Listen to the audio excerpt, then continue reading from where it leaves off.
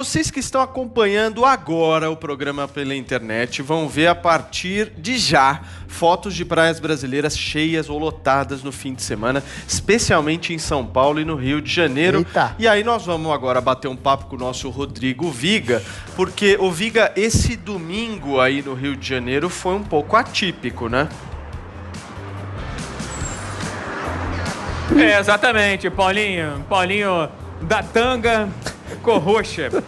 Amigão, o que nós vimos nesse final de semana aqui no Rio de Janeiro foi uma barbaridade, viu? Porque as pessoas vivendo como se não houvesse amanhã, certo? Interagindo, é claro, na praia sem máscara, a temperatura ontem bateu aqui 37 graus, as praias encheram, elas quase que lotaram. E não aconteceu somente aqui na capital, não. Eu tenho vídeos e informações que mostram Cabo Frio, Araruama, Arraial do Cabo, Búzios, enfim. O litoral do Rio de Janeiro foi tomado pelos banhistas, enfrentando aí a pandemia com base aí, não na onda das estatísticas, mas na onda da praia. E agora, nesse momento, eu estava apurando aqui com algumas fontes que, apesar desse fato, desse episódio, a Prefeitura do Rio de Janeiro está anunciando mais medidas de flexibilização, mais medidas que, de certa forma, viabilizam que as pessoas possam ir para as ruas. O que está sendo liberado?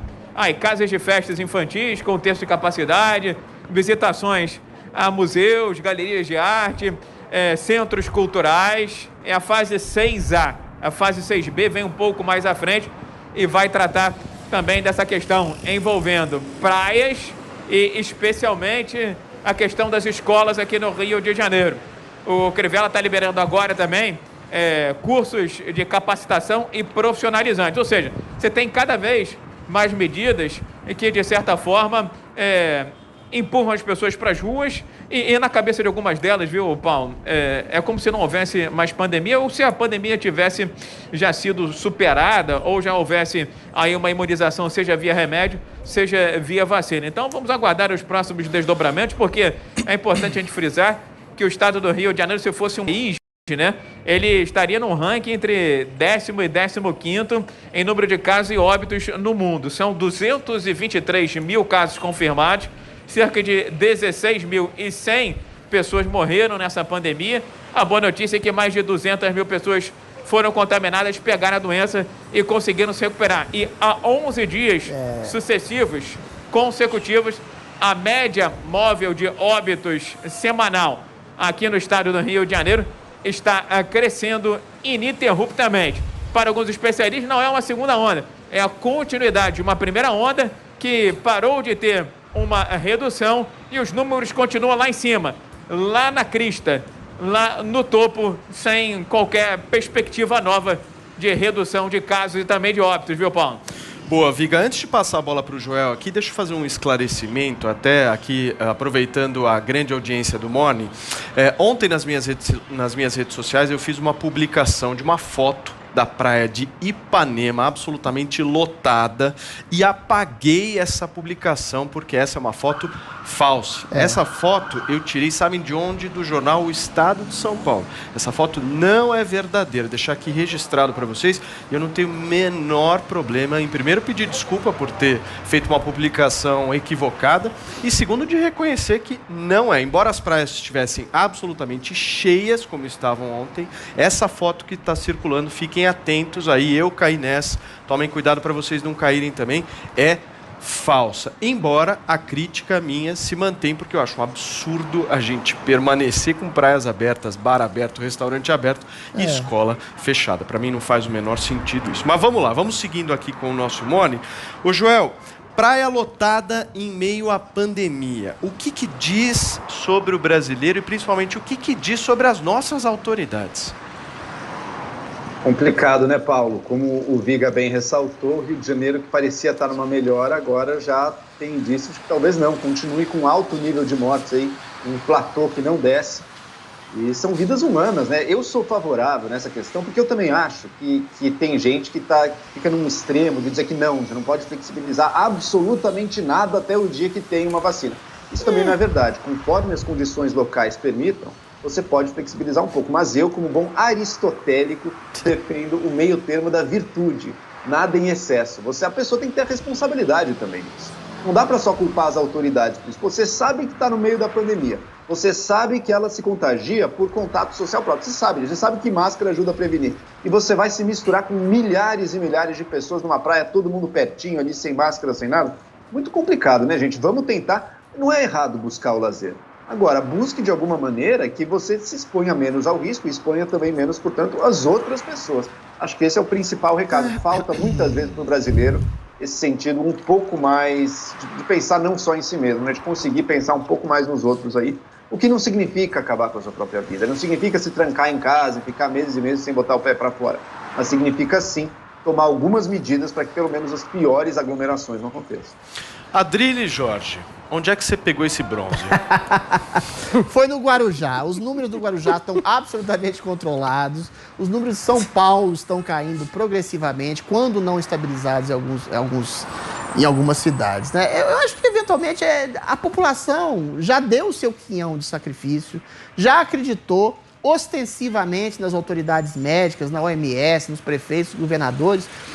E eles erraram muito. Essas autoridades erraram de maneira substancial na questão do uso das máscaras, na questão do isolamento total e radical que foi feito sem considerar as diferentes regiões e que os polos turísticos aglutinaram as doenças primeiro, depois se espalharam.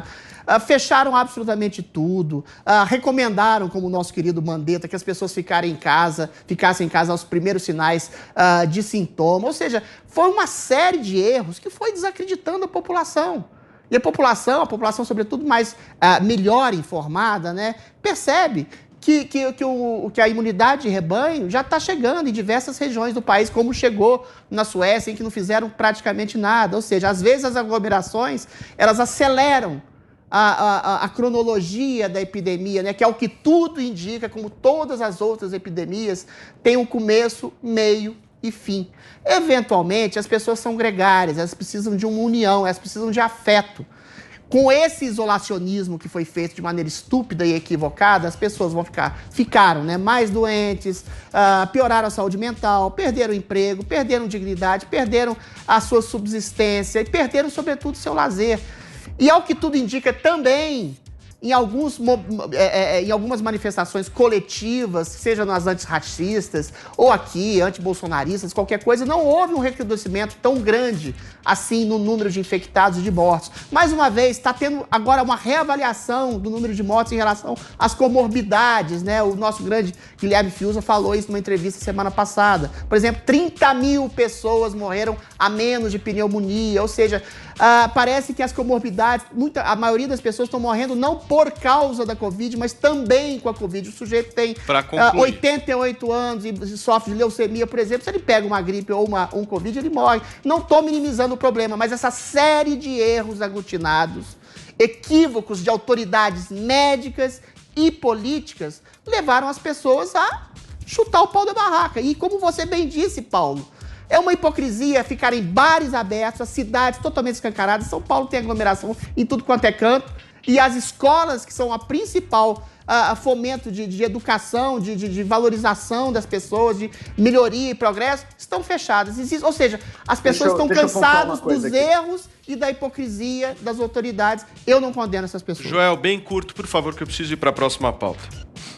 Vamos lá, o Adrilles sempre condena as autoridades dos países, mas estamos ainda. Brasil, que não conseguiu fazer o isolamento direito, está super mal nas mortes. Suécia, que nem tentou, também é um dos piores do mundo em relação às mortes. A gente sempre volta a essa discussão. Não é uma autoridade científica, não há autoridade científica nenhuma que esteja afirmando com a certeza do Adrilles a tal da imunidade de rebanho. Ele inventou tudo isso. Tudo indica que. Não, nada indica. Tudo indica que. Coisa nenhuma. Os especialistas dizem justamente o contrário. Agora, só fecha uma coisa. Erraram. O Adrilles está certo, os cientistas errados, mas o Adrilles indo para a praia não quebra o isolamento em si, porque o Adrilles se aproxima, as pessoas por algum motivo saem de perto, então ele continua no isolamento, mesmo entra na praia do Guarujá. Nossa, eu achei bem agressivo, o Vini, o Paulo, todo mundo me agarra, até o Emílio. Agressivo, hein? Olha, só para ser rapidinho. É na amizade. Mas, gente, a Suécia não está bem na foto. Não está bem. Tem que Morreu responder, muita gente, muito mais que o necessário, muito mais que Noruega, Noruega, que a Alemanha, que Dinamarca. Vamos lá, Drilis, para concluir. Muito menos que a Inglaterra, muito menos que a Espanha, muito menos que a França, muito menos que a Itália, que fizeram isolamento radical e não. O epidemiologista sueco Josef Giesecke falou, vocês estão distribuindo mortos. A Suécia não fez praticamente nada e, eventualmente, não está morrendo quase ninguém lá. Eles tiveram 5.700 mortos, estão em 9º entre os países que mais morreram gente, só que o Brasil está chegando lá, muitos vão ultrapassar a Suécia, eventualmente você faz a equação aí, meu caro telespectador. Eles que não fizeram nada, preservaram saúde mental, economia, emprego, entretenimento e vida e liberdade, que não fizeram nada, estão tendo muito menos mortes que a maioria dos países que fizeram esse isolacionismo radical e estúpido. Pronto. Gente,